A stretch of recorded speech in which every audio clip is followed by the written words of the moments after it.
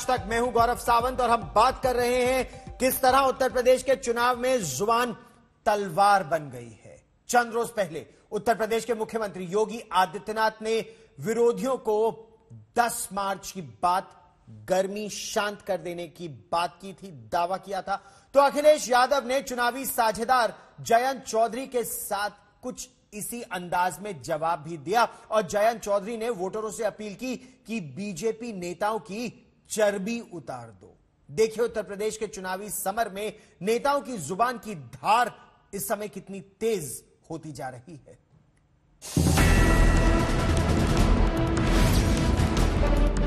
लाल टोपी वाले यूपी के लिए रेड अलर्ट है, रेड अलर्ट। लाल रंग है, वो रंग इमोशंस का है। बटन को ऐसा दबाओ कि भारतीय जनता पार्टी की जो चर्बी चल रही है, सारे नेताओं की चर्बी उतार दो आप। मैं मई और जून में भी इसको बहुत शिमला बना देता हूँ। फरवरी की शुरुआत में सूरज की तपिश बढ़ने के साथ ही वोट का तवा भी तमतमाने लगा है। नेताओं की जुबान की तासीर बता रही है कि यूपी की चुनावी गर्मी पूरे शबाब पर है। जाट वोटों की पोटली लेकर पश्चिम यूपी में ताल ठोक रहे जयंत चौधरी को बीजेपी खुला ऑफर दे चुकी है, लेकिन जयंत कभी चवन्नी तो कभी चर्बी के नाम पर चढ़े ही जा रहे हैं। वोट से बीजेपी की चर्बी उतार दो। और योगी बाबा जो कह रहे हैं कि इनकी गर्मी निकाल दूंगा और मई जून में शिमला जैसी ठंड हो जाएगी, मुझे लग रहा है कि पिछले हफ्ते जो एक शीत लहर आई थी, इनका माथा बहुत बड़ा है, इन्हीं को ठंड लग गई है। जयंत चौधरी ऐसा भर भर के वोट दो, ईवीएम की मशीन को ऐसा भर के दो, नलके के बटन, हैंडपंप के बटन को ऐसा दबाओ कि भारतीय जनता पार्टी की जो चर्बी चल रही है, सारे नेताओं की चर्बी उतार दो आप।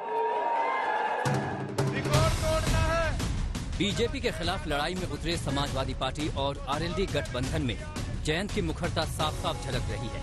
जयंत चौधरी फ्रंट फुट पर चढ़कर शॉट खेल रहे हैं, नहले पे दहला के अंदाज में जवाब दे रहे हैं। जयंत चौधरी के जुबानी शोले की एक और झलकी देखिए। योगेश अभी कह रहा था ना, योगेश को तो अभी शाह ने कह दिया, योगेश आजा, तेरा हेमा मालिनी बना दूंगा। जयंत चौधरी योगी के जिस बयान का जवाब दे रहे थे वो भी काबिले गौर है। आने वाले दिनों में मौसमी गर्मी बढ़ने वाली है, लेकिन योगी का दावा है कि वो मई जून में भी शिमला बना देते हैं। 10 मार्च के बाद गर्मी होगी शांत। एक गर्मी जो अभी किराना में और मुजफ्फरनगर में कुछ जगह दिखाई दे रही है ना, ये सब शांत हो जाएगी इसके बाद। क्योंकि गर्मी कैसे शांत होगी, ये तो मैं मई और जून में भी इसको बहुत शिमला बना देता हूं। बीजेपी ने यूपी की लड़ाई में हमले की लाइन खींच दी है। तय कर दिया है कि अखिलेश पर हमला किस दिशा से होगा। सीधी रणनीति है समाजवादी पार्टी की नीति और नियत को कटघरे में खड़ा करने की। इसलिए मेरठ हो या मुजफ्फरनगर, गाजियाबाद हो या कैराना, योगी के तेवर और अंदाज नहीं बदलते। लेकिन भाइयों बहनों, इससे पहले पैसा जाता कहां था? इससे पहले ये पैसा समाजवादी पार्टी के इत्र वाले मित्र के घर में पहुंच जाता था। पैसा जनता का, और टूर समाजवादी यूरोप में निकले हैं। कहेंगे समाजवादी, नाम समाजवादी, काम दंगावादी और सोच परिवारवादी। बीजेपी ने अखिलेश और जयंत के लिए जो चक्रव्यूह और जो मोर्चा तैयार किया है, उसमें घुमा फिराकर दंगे पर चुनावी पंगे की कोशिश दिखती है। माल तो वही पुराना सड़ा गला माल है, जिसने असुरक्षा दी, जिसने दंगा दिया, जिसने माफिया दिए। और आज भी कहते हैं, कह रहे आने दीजिए सरकार। हमने कहा कभी नहीं हो रही। कवायद के दिन तक भी तुम्हारी जो है, कयामत के दिन तक भी तुम्हारा ये सपना साकार नहीं होने वाला है, ये मान करके चल लो। लेकिन ये देख लो, 10 मार्च के बाद ये पूरी गर्मी शांत करवा देंगे। अखिलेश भी समझ और जान गए हैं कि लाल टोपी पर होने वाले हमले का किस तरह जवाब देना है। बीजेपी हमले करती है तो अखिलेश लाल पोटली आगे कर देते हैं। तीनों कानून किसानों के हक में क्यों नहीं थे? आखिरकार भारतीय जनता पार्टी ने किसानों को अपमानित क्यों किया? अपमानित करने का काम अगर किसी ने किया तो भारतीय जनता पार्टी ने किया। इसीलिए मैं अपने संग अन्न लेकर के चलता हूं। ये अन्न की लाल पोटली, लाल टोपी और अन्न की लाल पोटली, इनको सबक सिखाने का काम करेंगे। बीजेपी और समाजवादी पार्टी के इस जंग में अभी और ज्वार भाटे उठेंगे। इसका कोई किनारा फिलहाल नहीं दिख रहा। आज तक ब्यूरो।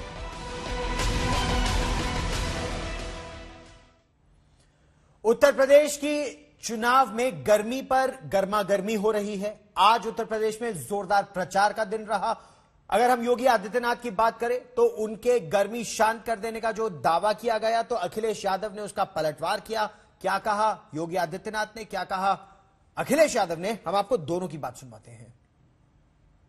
पहले दिन की ये बात नहीं है जिस तरीके से वो बात कर रहे हैं, और मैं तो कहूंगा कि इलेक्शन कमीशन इस बात की नोटिस ले कि एक मुख्यमंत्री की भाषा ही नहीं हो सकती। और जहां तक गर्मी का सवाल है, जिस दिन गर्मी खत्म हो जाएगी उस दिन हम लोग मर जाएंगे। जितने भी हम लोग बैठे हैं, अगर गर्म खून हमारे अंदर नहीं बहे तो हम जिंदा क्या रहेंगे। लेकिन जहां तक सवाल मुख्यमंत्री जी का है, उनका एफिडेविट देखिए, कितनी धाराएं उनके ऊपर थी। भारतीय जनता पार्टी सोच रही है कि गलती तो नहीं करती उन्हें मुख्यमंत्री बना करके। कभी मुख्यमंत्री से पूछिएगा उनका दल कौन सा है, क्या वो भारतीय जनता पार्टी के सदस्य हैं? और भारतीय जनता पार्टी ने तय किया है कि जिस तरीके से इन्हें पैदल पैदल चलाया, आने वाले समय में इनको कुछ मिलने वाला नहीं है, इसलिए इनकी भाषा बदल गई है। एक बार फिर से ये लोग अपने एक नए कवर के साथ आपके बीच में फिर आ रहे हैं। माल तो वही है, लिफाफा नया है। माल तो वही पुराना सड़ा गला माल है। जिसने असुरक्षा दी, जिसने दंगा दिया, जिसने माफिया दिए, और आज भी कहते हैं, कह रहे आने दीजिए सरकार। हमने कहा कभी नहीं हो रही। कवायद के दिन तक भी तुम्हारी जो है, कयामत के दिन तक भी तुम्हारा ये सपना साकार नहीं होने वाला है, ये मान करके चल लो। लेकिन ये देख लो, 10 मार्च के बाद ये पूरी गर्मी शांत करवा देंगे। तो 10 मार्च के बाद गर्मी शांत करवा देंगे, ऐसा कहना है योगी आदित्यनाथ का। क्या कह रहे हैं समाजवादी पार्टी के नेता, हम आपको वो भी सुनवाते हैं। मजहबी तनाव बढ़ाओ और चुनाव जीत जाओ। उत्तर प्रदेश में जीत का संभवतः यही फॉर्मूला अब नजर आ रहा है। मेरठ में समाजवादी पार्टी के विधायक ने हिंदू गर्दी का सवाल उठाकर चुनावी माहौल बनाने की कोशिश की। सुनिए। इन 5 साल के अंदर पूरी हिंदू गर्दी मचाई उन्होंने, हर थाने में हिंदू गर्दी मचाई है। मैं कहना चाहता हूं दोस्तों, अगर ये सरकार बन गई, ये तो गुंडा हो जाएगा, ये तो बदमाश हो जाएगा मेरठ के अंदर। ये है रफीक अंसारी, मेरठ से समाजवादी पार्टी के विधायक। अगर चुनावी चकल्लस में चर्बी और गर्मी आपको बड़ी बात लग रही हो तो इनका फलसफा भी सुन लीजिए। इन्होंने अपने मुसलमान मतदाताओं को खुश करने के लिए एक नया शब्द ही इजाद कर लिया है। हर थाने में मची है हिंदू गर्दी। 5 साल के अंदर पूरी हिंदू गर्दी मचाई उन्होंने, हर थाने में हिंदू गर्दी मचाई है। मैं कहना चाहता हूं दोस्तों, अगर ये सरकार बन गई, ये तो गुंडा हो जाएगा, ये तो बदमाश हो जाएगा मेरठ के अंदर। साथियों, मेरठ के अंदर दोस्तों, यकीन मानिए, मेरठ का नौजवान, मेरठ का मुसलमान कभी दबा नहीं है किसी से। लेकिन साथियों, इस सरकार ने आपको दबाने का काम किया, आपको कुचलने का काम किया, आपको खत्म करने का काम किया। दोस्तों, मैं कहना चाहता हूं, आने वाला दौर दोस्तों ऐसा है, ये हालात बहुत खराब है। रफीक अंसारी उस बिरादरी के नेता हैं जिन्हें मजहबी पिच पर खेलना खूब भाता है। यूपी चुनाव में ऐसे नेता आपको धड़ल्ले से मिल जाएंगे, और मेरठ के मुकाबले में मजहब के जोर का तो इतिहास रहा है। खैर, रफीक अंसारी को मेरठ में ही यूपी दिखता होगा, लेकिन बीजेपी के लिए तो ऐसे बयान नए हमले का नया मौका होता है। इस बार भी बीजेपी ने रफीक अंसारी की जुबान पर नया घमासान शुरू कर दिया। हिंदुओं को अपमानित करना राजनीति में एक शकल सा बन गया है। कभी हिंदू आतंकवाद का शब्द गढ़ा जाता है, कभी हिंदू और हिंदुत्ववादी में अंतर बता करके हिंदुओं को अपमानित किया जाता है। और अब समाजवादी पार्टी के रफीक अंसारी ने हिंदू गर्दी शब्द कह करके पूरे हिंदू समाज का अपमान करने का काम किया है और इसका खामियाजा समाजवादी पार्टी को भुगतना पड़ेगा। समाजवादी पार्टी हो या भारतीय जनता पार्टी है, दोनों ही पार्टियां एक दूसरे के पूरक का पोषक है। ये चुनाव को जाति की तरफ, ध्रुवीकरण की तरफ ले जाना चाहती हैं। इसी तरह से स्टेटमेंट जिस तरह से समाजवादी पार्टी के कैंडिडेट चाहे भारतीय जनता पार्टी की तरफ से आ रहा है, वो पूरी तरीके से जातिवाद की तरफ है और समाज में नफरत फैलाने वाली है। रफीक अंसारी जैसे नेताओं की वजह से मुसलमान निशाना बनते हैं। हिंदू गर्दी वाले बयान की मुस्लिम धर्म गुरुओं ने भी निंदा की है। देखिए, पूरे इलेक्शन में मुख्तलिफ मकामात पर आपको कभी पाकिस्तान का, कभी जिन्ना का, कभी हिंदू का, कभी मुसलमान का नाम सुनने को मिला है और मिलेगा। और जो लोग इस तरीके की घटिया राजनीति करते हैं या आवाम के बुनियादी मुद्दों से जहन को डाइवर्ट करने की कोशिश करते हैं या हिंदू और मुसलमान का नाम लेकर अपनी राजनीति को चमकाना चाहते हैं या पाकिस्तान और जिन्ना के नाम पर सूबा उत्तर प्रदेश की सियासत को हासिल करना चाहते हैं, ये तमाम लोग आपके बुनियादी मुद्दों से आपके जहन को डाइवर्ट करने की कोशिश कर रहे हैं। मेरा मानना यह है कि आवाम को भी होशियारी के साथ ऐसे लोगों से सतर्क रहने की ज़रूरत है और इससे बढ़कर इलेक्शन कमीशन को आगे आकर ऐसे लोगों पर सख्त कार्रवाई करने की ज़रूरत है जो लोग मजहब की बुनियाद पर या मुल्क की बुनियाद पर हिंदुस्तान में राजनीति या सूबा उत्तर प्रदेश में राजनीति करके अपने सियासी मकासद को हासिल करने की कोशिश कर रहे हैं। 10 फरवरी को उत्तर प्रदेश में पहले चरण का मतदान है। काउंटडाउन शुरू हो चुका है। पार्टियों और प्रत्याशियों के दिलों की धड़कनें बढ़ने लगी हैं और जब बेचैनी बेकाबू हो जाए तो जुबान पर काबू नहीं रहता। यूपी में यही हो रहा है। आज तक ब्यूरो।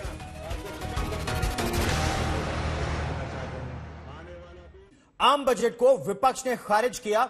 अब एक और मुद्दे पर विवाद शुरू हो गया है और यह विवाद खड़ा हुआ है निर्मला सीतारमण के एक बयान पर। क्या कहना था वित्त मंत्री का और वो बयान जिसको लेकर खड़ा हुआ यह विवाद, देखिए ये report. Speaker, sir, I present the budget for the year 2022-23.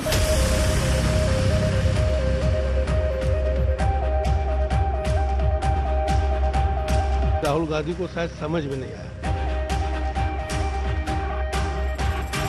I think he's given that typical UP type of an answer, which is good enough for a MP who ran away from UP. वित्त मंत्री निर्मला सीतारमण की जुबान से UP type निकला और कांग्रेस ने इसे लपक लिया। I think he's given that typical UP type of an answer, which is good enough for a MP who ran away from UP. ये यूपी टाइप क्या है, इस पर क्यों विवाद मचा है, ये सब हम आपको बताएंगे। पहले सिलसिलेवार तरीके से पूरा घटनाक्रम आपको समझाते हैं। दरअसल बजट भाषण के बाद वित्त मंत्री निर्मला सीतारमण अपने राज्य मंत्रियों और मंत्रालय से जुड़े सचिवों के साथ मीडिया से मुखातिब थी। उसी दौरान निर्मला सीतारमण से कांग्रेस नेता राहुल गांधी के उस ट्वीट पर प्रतिक्रिया मांगी गई जिसमें उन्होंने बजट को जीरो करार दिया था।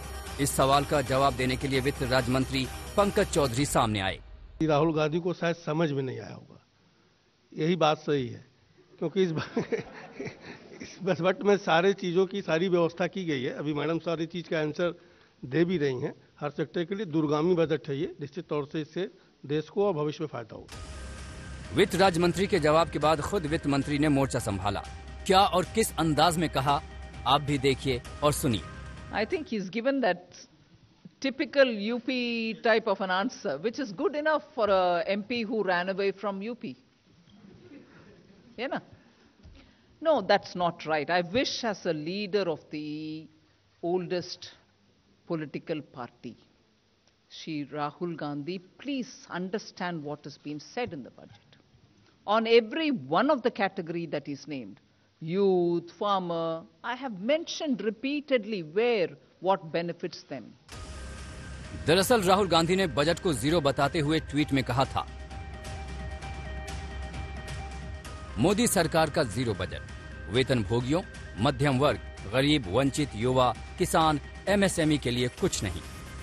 इस ट्वीट के जवाब में निर्मला सीतारमण ने कांग्रेस नेता पर हमलों की झड़ी लगा दी। कहा, राहुल को पहले उन राज्यों का हाल देखना चाहिए जहां कांग्रेस सरकार में है। जो फ्रजाइल इकोनॉमी वो छोड़ कर गए, उसको पिछले 5 साल में और अभी 2-3 साल में इतना इकोनॉमी पैंडेमिक के वजह भी आज उबर कर ऊपर आ रहे हैं। स्टिमुलस देने के बाद, हर वर्ग का कुछ ना कुछ देने के बाद, जितने भी कमेंट्स हमारे ऊपर वो डाल रहे हैं, कम से कम जिन राज्यों में शायद 2 बचा है जहां उनके सरकार है, जाके वो करके दिखाने के लिए उनसे बोलिए।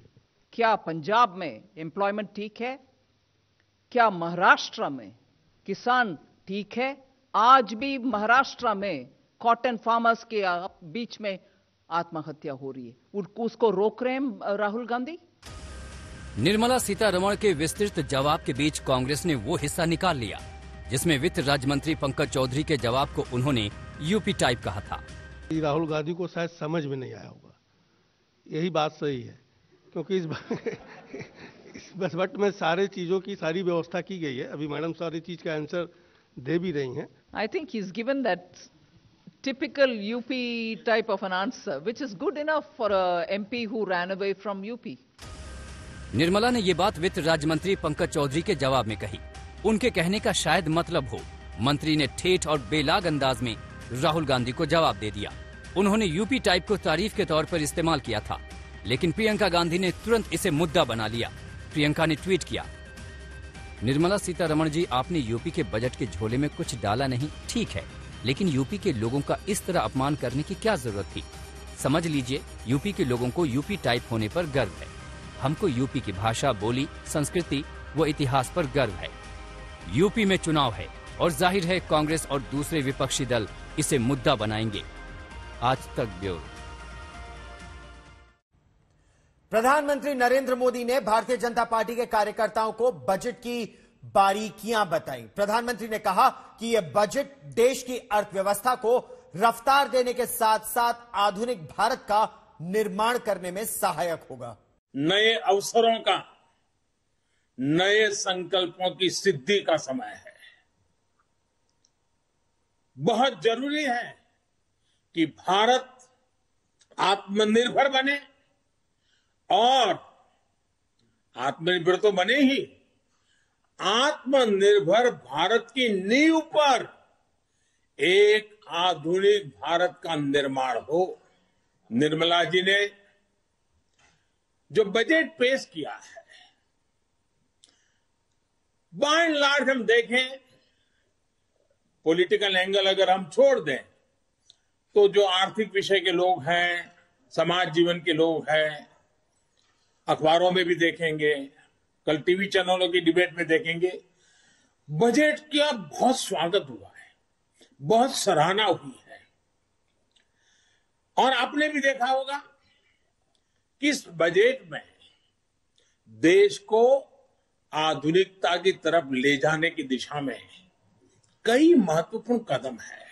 इस साल के बजट में गरीबों के लिए 80 लाख पक्के घर बनाने की बात कही गई है, और इस पर 48,000 करोड़ रुपए, 48,000 करोड़ रुपए, यानी करीब करीब 50,000 करोड़ रुपए से अधिक खर्च होंगे।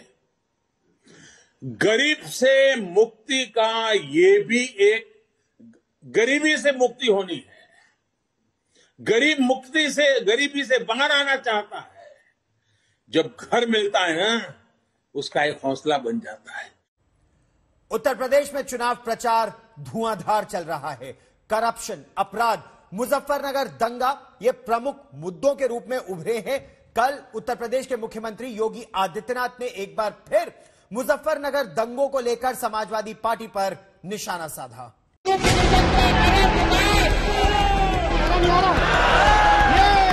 उनकी सोच कब्रिस्तान की है, हमारा सोच धामों के उन्नयन का है। वो जितने गाली हमें देंगे, हम और शक्तिशाली होंगे।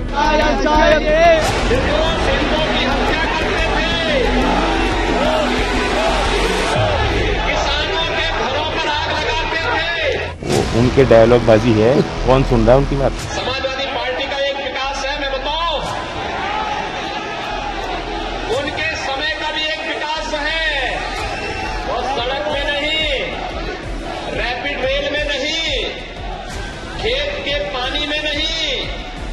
विकास है कब्रिस्तान के बाउंड्री वाल में।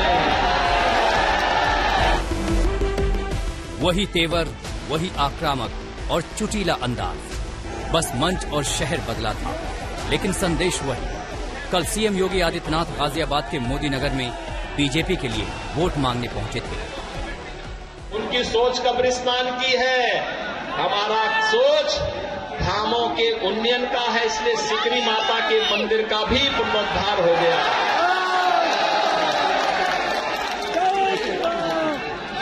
हमने 700 मंदिर और धामों के उन्नयन के लिए पैसा दिया। जो पैसा एक कब्रिस्तान की बाउंड्री के नाम पे खर्च होता था, आज यही पैसा धामों के विकास के लिए खर्च हो रहा है।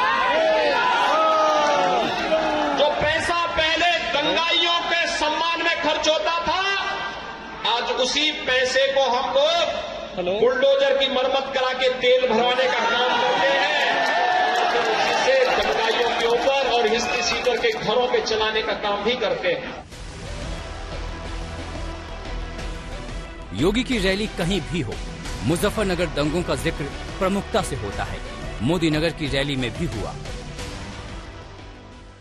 कैराना के व्यापारियों को भगाने वाला अपराधी समाजवादी पार्टी का प्रत्याशी बनता है। बुलंदशहर का दंगाई समाजवादी पार्टी का प्रत्याशी बनता है। मुजफ्फरनगर का दंगाई समाजवादी पार्टी का प्रत्याशी बनता है। और सचिन और गौरव जैसे युवकों की और सैकड़ों किसानों की हत्या के लिए जिम्मेदार अखिलेश यादव सरकार के मंत्री को क्लीन चिट देने वाला आपके यहां से उनका प्रत्याशी भी बनता है। इससे ज्यादा शर्मनाक और क्या हो सकता है। कांग्रेस पार्टी कौन होगा उसका मुख्यमंत्री पद का दावेदार, ये ऐलान आज शाम 7 बजे कर सकती है। कांग्रेस में सूत्रों की माने तो चरणजीत सिंह चन्नी पर ही कांग्रेस दाव लगाने जा रही है। बड़ी खबर इस वक्त की, कांग्रेस पार्टी में सूत्र ये कह रहे हैं कि इस समय चाहे चरणजीत सिंह चन्नी हो या नवजोत सिंह सिद्धू, दोनों ही खेमों में जबरदस्त वार और पलटवार चल भी रहा है और ये पार्टी के लिए चुनाव से ऐन पहले ठीक नहीं है। और इसीलिए शाम 7 बजे पार्टी कौन होगा कांग्रेस का मुख्यमंत्री पद का उम्मीदवार, इसका ऐलान कर सकती है। और कांग्रेस में सूत्र ये बता रहे हैं कि चरणजीत सिंह चन्नी के नाम पर मुहर लग सकती है। हालांकि कुछ समय पहले सुनील जाखड़ ने भी यह कहा था कि उनके साथ तो 42 एमएलए थे और चरणजीत सिंह चन्नी के सपोर्ट में सिर्फ 2 खड़े थे। ये तब की बात है। जाखड़ ने भी सीएम कैंडिडेट की दावेदारी जताई थी कांग्रेस पार्टी के भीतर। लेकिन क्या ये कांग्रेस की अंतरकलह अब खुलकर सामने आ रही है? विधानसभा से पहले एक तरह से कांग्रेस को लग रहा था कि जो पार्टी के अंदर भूडोल सा आया था उसको शांत करा दिया गया, भूचाल को शांत करा दिया गया।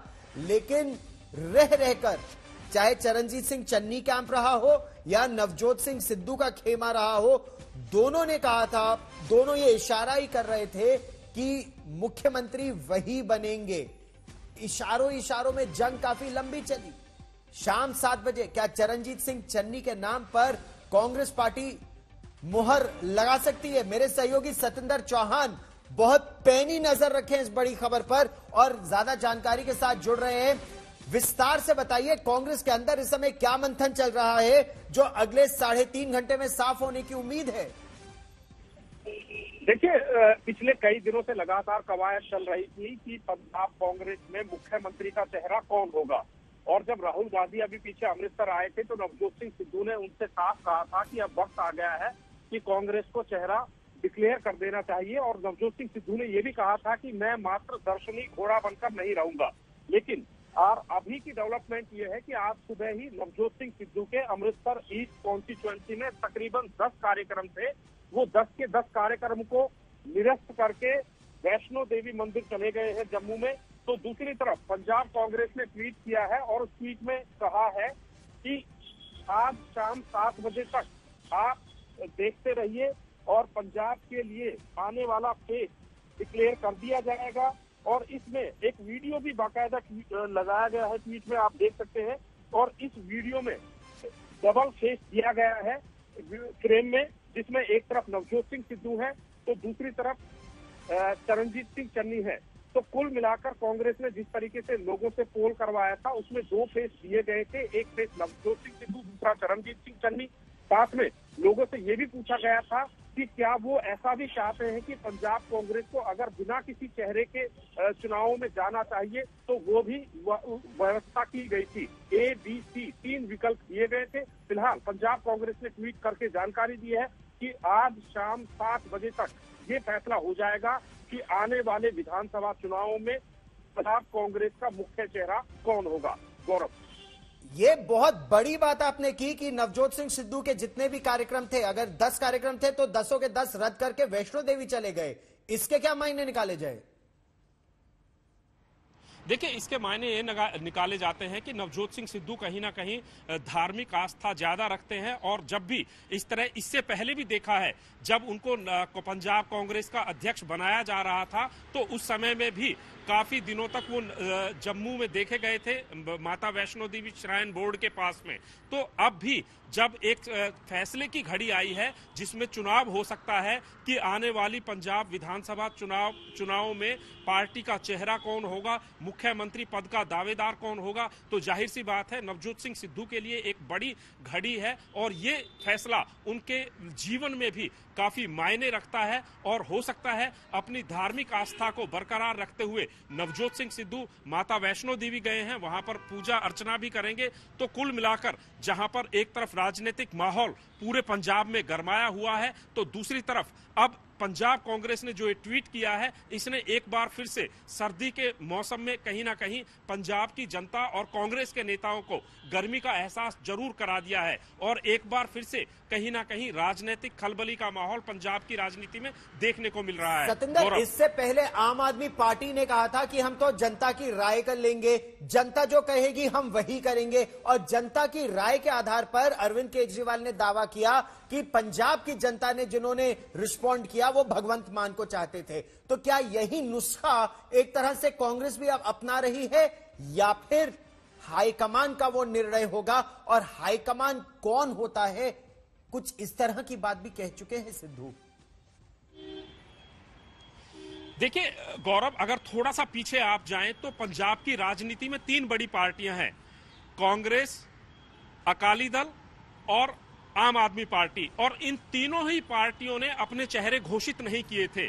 और आज सुबह हमारी सहयोगी कमलजीत ने पंजाब के 5 बार के मुख्यमंत्री रहे प्रकाश सिंह बादल, जो कि पंजाब के सबसे वयोवृद्ध नेता हैं, उनसे बात की तो उन्होंने कहा कि हमने फैसला कर लिया है, पार्टी ने फैसला कर लिया है कि मैं विधानसभा का चुनाव लड़ूंगा। तो दूसरी तरफ मुख्यमंत्री का चेहरा सुखबीर सिंह बादल होंगे। इससे पहले आम आदमी पार्टी पर निशाना साधा जा रहा था कि आम आदमी पार्टी के पास कोई चेहरा ही नहीं है, अगर आम आदमी पार्टी की सरकार कौन बनती है तो चेहरा कौन होगा, कम से कम ये तो बताएं। और ये निशाना साधने में कांग्रेस, अकाली दल, सारी पार्टियां थी। तो आम आदमी पार्टी के नेता अरविंद केजरीवाल ने एक राय शुमारी ली और उन्होंने भी कांग्रेस पैटर्न पे इसी तरीके से जनता से राय लेकर भगवंत मान को चेहरा बनाया। लेकिन यहां पर हैरानी की बात यह है कि भगवंत मान का सिर्फ एक नाम उसमें रखा गया था, लेकिन यहां पर 3 विकल्प कांग्रेस पार्टी ने दिए हैं। विकल्प ए, क्या चरणजीत सिंह चन्नी मुख्यमंत्री का चेहरा हो? विकल्प 2, क्या नवजोत सिंह सिद्धू को मुख्यमंत्री का चेहरा बनाया जाए?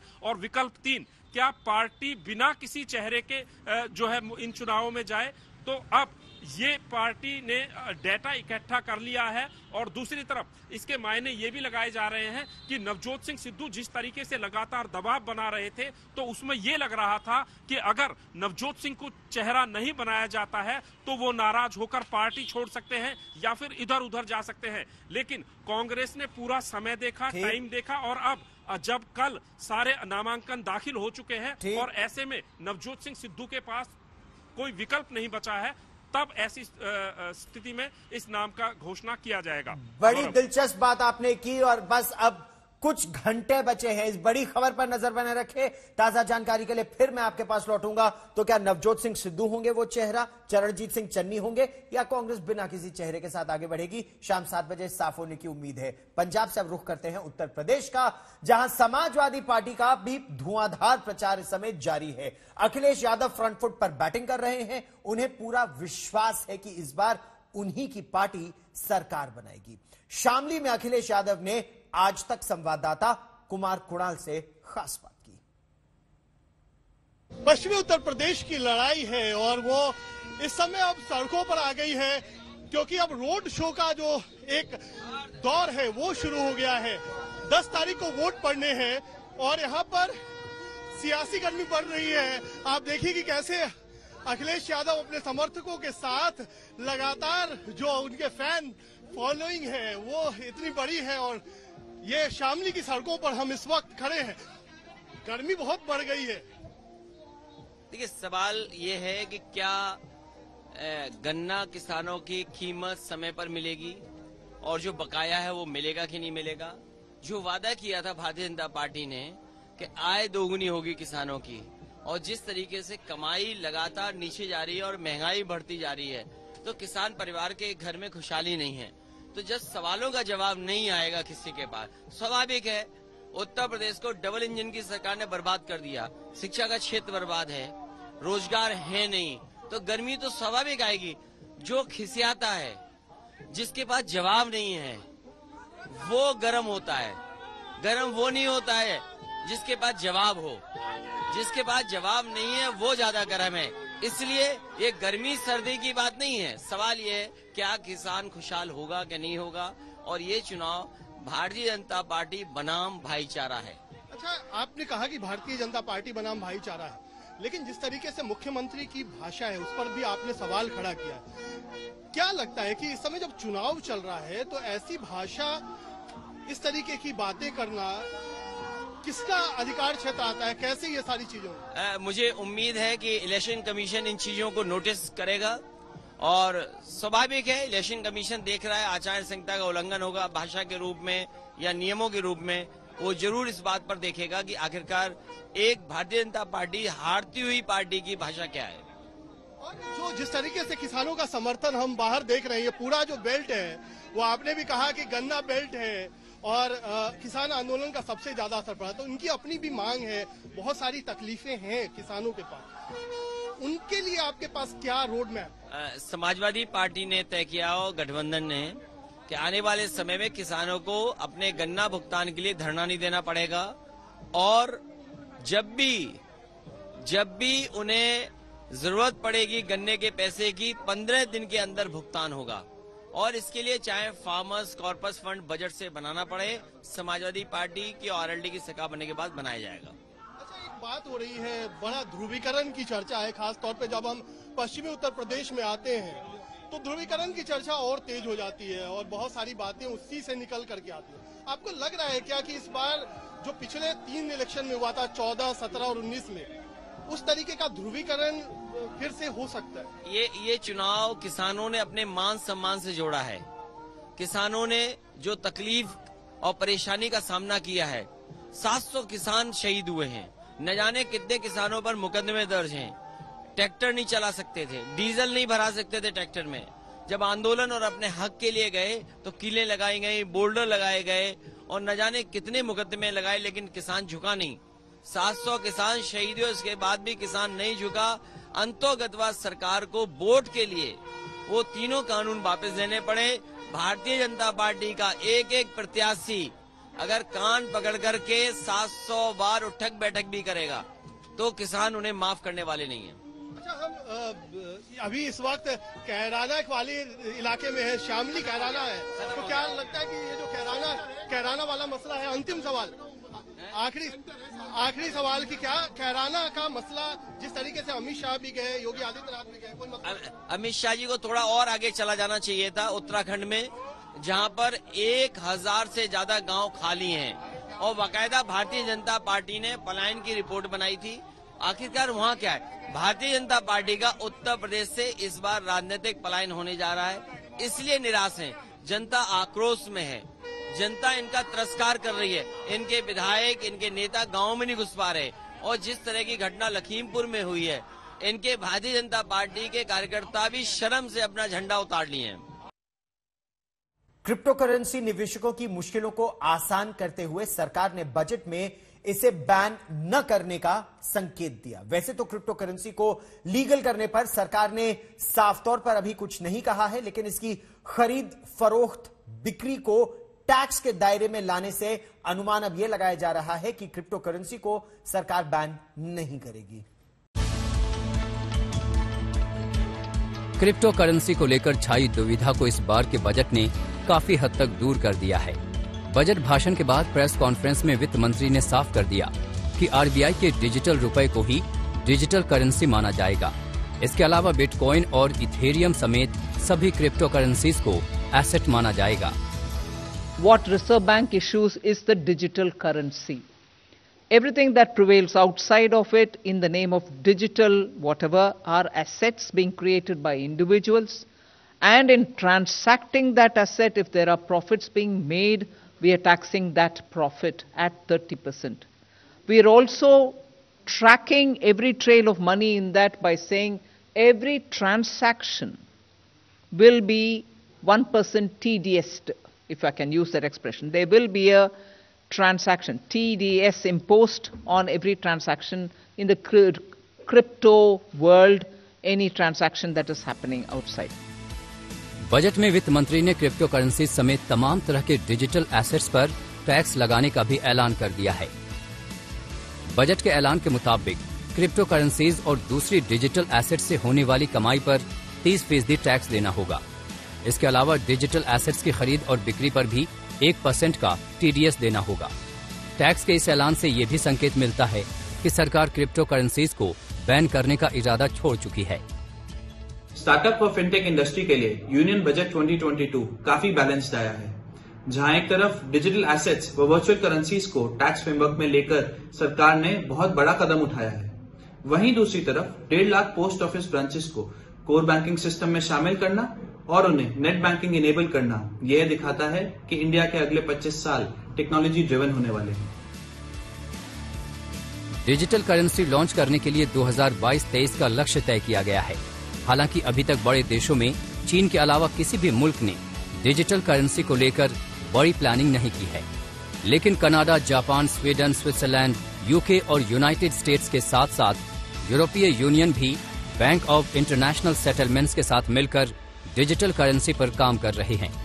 इससे डिजिटल करेंसी से लेन देन जल्द ही हकीकत बनने वाला है। दरअसल डिजिटल करेंसी के कुछ फायदों को देखते हुए इसे लॉन्च करने में कई देशों को दिलचस्पी है। सबसे बड़ी बात तो यह है कि यह कम खर्चीली और इससे ट्रांजैक्शन भी तेजी से हो सकते हैं, जबकि करेंसी नोट्स का प्रिंटिंग खर्च, लेन देन की लागत ज्यादा है। डिजिटल करेंसी के लिए किसी व्यक्ति को बैंक खाते की जरूरत नहीं है, ये ऑफलाइन भी हो सकता है। डिजिटल रुपए की ट्रैकिंग हो सकेगी, जिससे भ्रष्टाचार पर लगाम लग सकेगी। रिजर्व बैंक के हाथ में होगा कि डिजिटल रुपए कितना और कब जारी करना है। इससे मार्केट में रुपए की कमी या बढ़ोतरी को मैनेज किया जा सकेगा।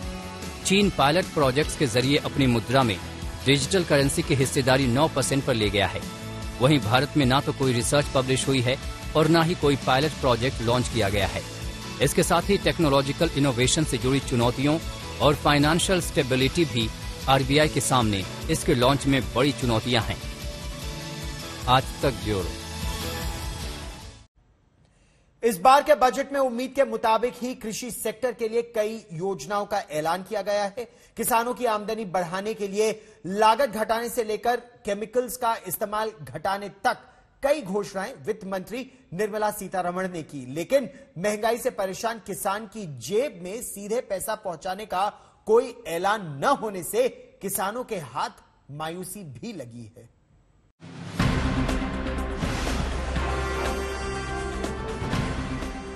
इस बार के बजट में उम्मीद के मुताबिक ही कृषि क्षेत्र के लिए सरकार ने कई बड़े ऐलान किए। 3 विवादित कृषि कानूनों की वापसी के बाद किसानों का दिल जीतने के मकसद से सरकार ने बजट में दिल खोलकर कई योजनाएं शुरू करने का जिक्र किया। एमएसपी और खेती की लागत में कमी समेत किसानों की आमदनी बढ़ाने वाली कई योजनाओं का खाका इस बजट में खींचा गया है। A fund with blended capital raised under the co-investment model will be facilitated through the NABARD. This is to finance startups for agriculture and rural enterprise relevant for farm produce value chain. The activities of these startups will include inter alia, support for FPOs, machinery for farmers on rental basis at farm level, and technology including IT-based support. Budget के जरिए सरकार ने सबसे पहले तो पारंपरिक खेती के साथ साथ आमदनी बढ़ाने वाली दूसरे रास्तों को अपनाने पर भी जोर दिया है।